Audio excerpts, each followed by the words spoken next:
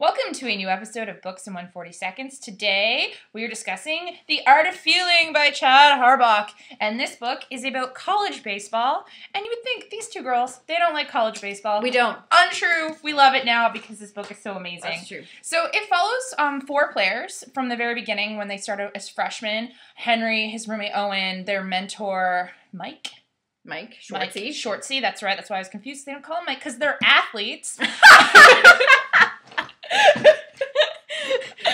And just from the beginning of their career, when they have all these hopes and dreams, to struggling through senior year, and what that means when they might get what they want, they might not get what they want. What happens after college and your entire life has been defined by this one sport, and you might not have it anymore. It's basically Friday Night Lights in novel form. Which makes it the best ever. And the reason it's Friday Night Lights in novel form is because it is a sports book that is not about sports at all. Well, I guess it is a bit. But, like, the focus of the book isn't Henry's career, which I thought it would be. I thought this would be, like, you know, little kid rises to the top and, like, his career. This is not what that book is. It's not about this skilled athlete who overcomes adversity to, like, make it to the big leagues. No.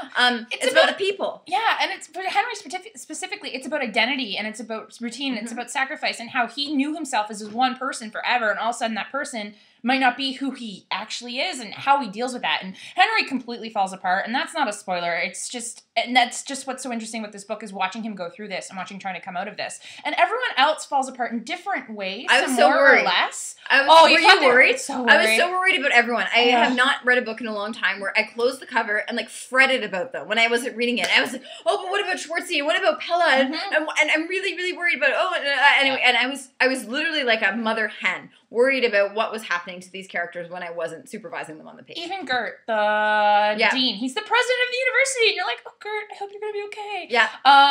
Also, what I loved about this book, what was I going to say? I totally forget. It's incredibly tight. That's one thing I liked about this. This is a big book. It's like 500 pages, and yet it doesn't feel like there's any fat on it. It is like a mean and lean. I really wanted to talk about the Moby Dick subplot, because it's awesome. Totally so there's awesome. something for everybody. This book is extremely smart. It's extremely sophisticated. It is about baseball, but it has literary references. It has cultural references. It takes place in Wisconsin, so it talks a little bit about Middle America and what that means.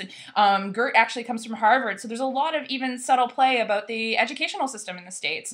And so there's a lot going on. It's really well written. It's really engaging. You're going to fall in love with these characters, and then they're going to break your heart. It's a new John Irving novel, not by John Irving, without some of the darker, twisty stuff. It's just completely wonderful, inspiring, moving. The best book novel that I've read in a while. Me too. And we were told that, and we were nervous, but it totally lived up to the hype. Totally lived up. So you should read it and love it too.